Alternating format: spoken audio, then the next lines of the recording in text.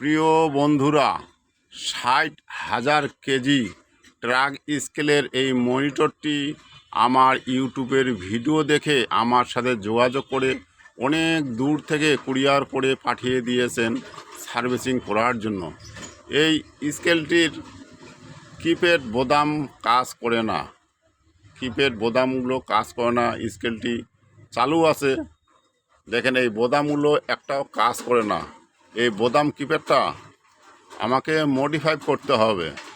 দেখেন, আমি digital wait স্কেলের গ্যারান্টি সহকারে যে কোনো ধরনের digital weight scale circuit keypad আমি মডিফাই করে থাকি।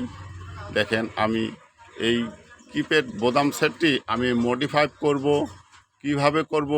যারা ডিজিটাল ওয়েট স্কেলের কাজ শিখতে চান, ব্রিজ স্কেল এবং বিভিন্ন যত ধরনের ডিজিটাল স্কেল আছে, আমি সব ধরনের ডিজিটাল ওয়েট স্কেল কাজ করি। এবং আপনারা শিখতে চাইলে অবশ্যই আমার ভিডিওটি, প্রতিটি ভিডিও আপনারা মনোযোগ সহকারে দেখবেন, কীভাবে আমি সার্কিট মডিফাই করি এবং কিপ্যাড সেটটা কীভাবে আমি অন্য কিপ্যাড বোতামে মডিফাই করি। আপনারা দেখলে শিখতে পারবেন।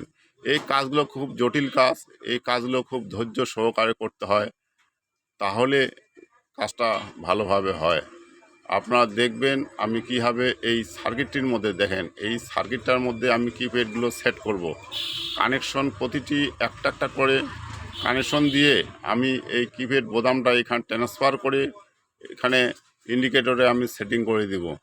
দেখবেন আপনারা কাজটা জটিল কাজ, মনোযোগ সহকারে দেখবেন।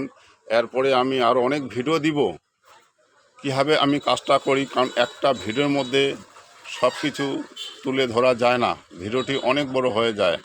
আপনারা পার্ট বাই পার্ট ভিডিওটি দেখার চেষ্টা করবেন, তাহলে অবশ্যই শিখবেন। আমার প্রতিটি ভিডিও শিক্ষণীয় ভিডিও এবং হ্যান্ড টেকনিক্যালের কাজের উপরে আমি ভিডিওগুলো তুলে ধরার চেষ্টা করি। আপনারা হ্যান্ড টেকনিক্যালে কাজ শিখতে চাইলে অবশ্যই আমার ভিডিওগুলো দেখবেন এবং চ্যানেলটি সাবস্ক্রাইব করবেন। দেখেন, আমি সব আলাদা করতেছি, ডিসপ্লে সার্কিট আলাদা করলাম। এখন কিপ্যাডের লাইন একটা একটা করে কানেকশন টানে আমি কিপ্যাড ওইখানে কানেকশন টানব। এই ট্রাক স্কেলের ইন্ডিকেটরের মডেল হচ্ছে SK3190D10। এই মডেলের ইন্ডিকেটরটি 100% আমি কিপ্যাড বোতামটা মডিফাই করে স্কেলটি আবার পাঠিয়ে দিব কাস্টমারকে। দেখেন, আমাকে সূক্ষ্মভাবে কাজটা করতে হবে এবং ধৈর্য সহকারে, তাহলে কাজটা আমাকে সাকসেসফুল হবে। অবশ্যই পাশে থাকবেন। ভিডিওটি ভালো লাগলে লাইক